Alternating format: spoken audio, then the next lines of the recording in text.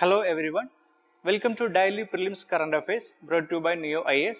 Today on 9th August, we have to discuss about Rashtriya Uchchedar Shiksha Abhiyan, Rice Creek and Project Shakti, Letter of Undertaking, Real Effective Exchange Rate and Nominal Effective Exchange Rate, Uakitait, and Editing the Sawara Tribal Art. And in our map aided program, we have to see Marshall Island. Finally, we will be having previous question revision series. The first topic is Rashtriya Uchchedar Shiksha Abhiyan. Simply we can call it as RUSA. Niti Aayog has identified 117 districts as aspirational districts for the second phase implementation of this scheme, that is Rashtriya Uchchedar Shiksha Abhiyan. So the second phase of the scheme that is getting implemented from 2017 to 2020. In this second phase, the central assistance is providing for the establishment of new model degree colleges in these aspirational districts, which has been identified by Niti Aayog, and as well as in other districts, that is other underserved or unserved districts of the northeastern states and Himalayan states. So in second phase, new model degree colleges will be established with the central assistance in the aspirational districts as well as in the underserved districts of the northeastern states and Himalayan states. So let us see more about the scheme. The scheme was initiated by Ministry of Human Resources and Development. Actually, it's a centrally sponsored scheme for the holistic development of the higher education in India. It provides strategic funding for higher educational institutions, and it also aims to improve the overall quality of the existing higher education institutions in the various states, and to improve the access, equity and accessibility of these institutions by coming up with some reforms in the academics and also in the governance and the affiliations of the institutions. And it has another objective to increase the gross enrollment ratio of the nation to 30% by 2020.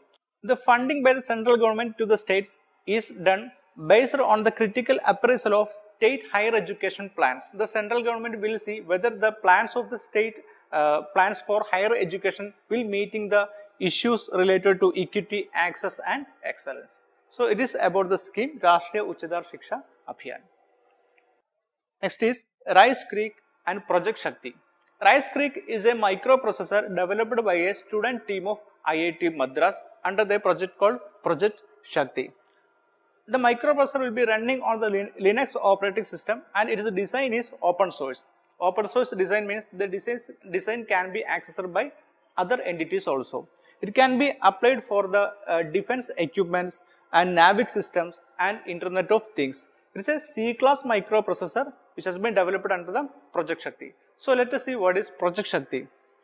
Project Shakti is an initiative of the IIT Madras which was partly funded by Union Ministry of Electronics and Information Technology. The aim of this particular project is to develop high-speed microprocessors and to develop high-speed interconnects in order to connect the servers to the supercomputers. So under this scheme, two things are getting developed: microprocessors as well as the high-speed interconnects for servers and supercomputers. And the next phase of this Project Shakti scheme is Project Parashakti. In the next phase, they will develop H-class microprocessors. That particular microprocessor will be having 32 Shakti cores. Our next topic is Letter of Undertaking. Recently, the Parliamentary Committee on Commerce has reported that there is an increase in the cost of credit in India because of the discontinuation of Letter of Undertaking. We know that RBI has discontinued the issuance of Letter of Undertaking after the Punjab National Bank fraud issue.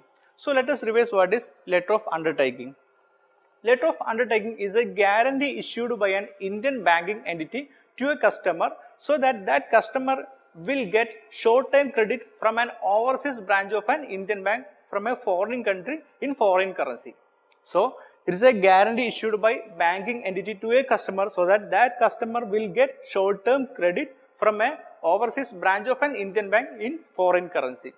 In order to get this, the customer has to pay a margin money to the issuing bank, and the issuing bank will be taking a collateral from the customer.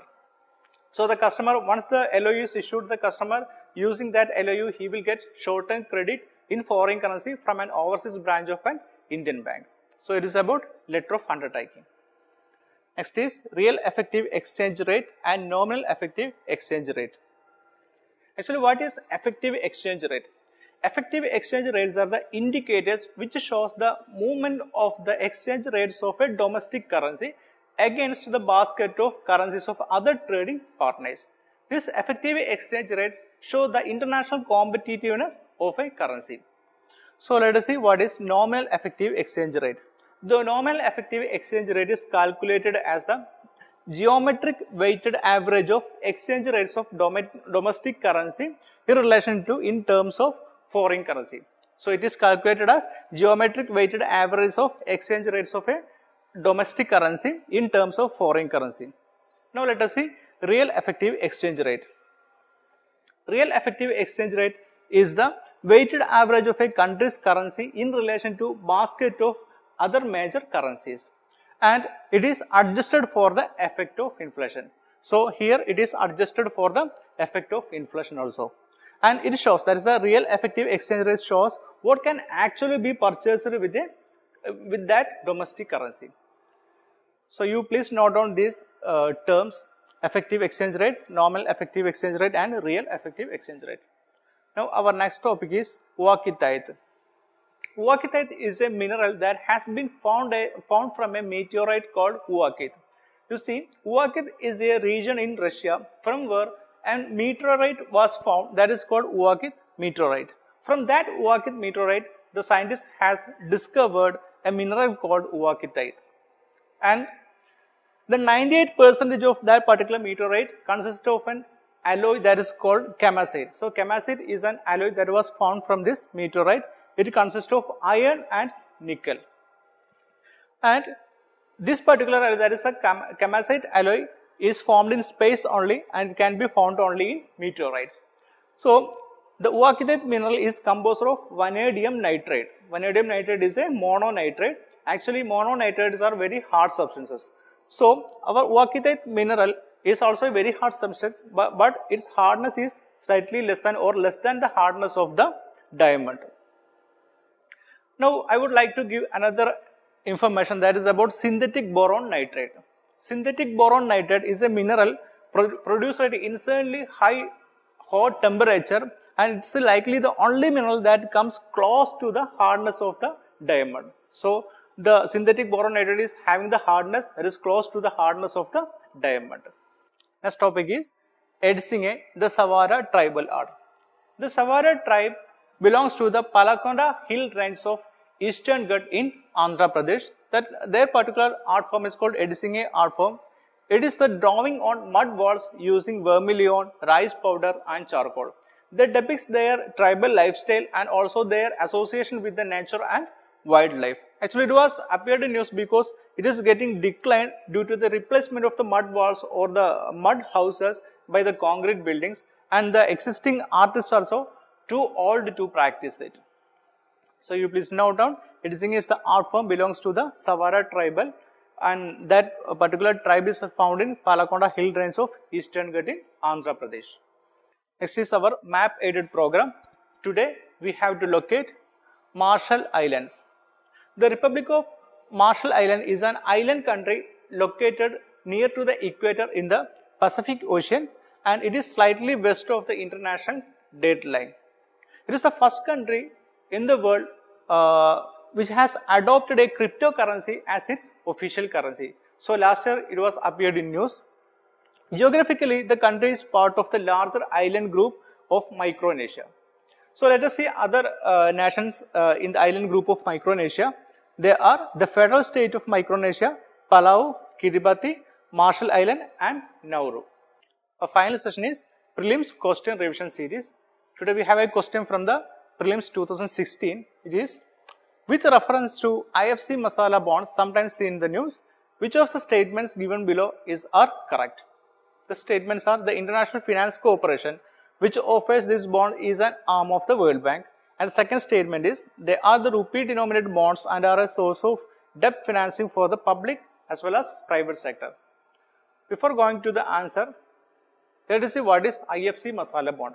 IFC Masala bond is issued by the International Finance Corporation, that is the investment arm of the World Bank. International Finance Corporation is the investment arm of the World Bank. The bonds are denominated in rupees, or the Masala bonds are rupee denominated bonds through which an Indian entity can raise fund from the foreign market in rupees only, not in foreign currency. So, an Indian entity or an Indian company can raise the fund from foreign markets in Indian rupees. So, we call it as rupee denominated bonds. So, let us go back to a question, that is, we have to find the correct statement. First statement is the International Finance Corporation which offers this bond is an arm of the World Bank. We have seen that yes, it is an arm of World Bank, it is the investment arm of World Bank. So, it is a correct statement only. And the second statement is they are the rupee denominated bonds and are a source of debt financing for the public and private sector.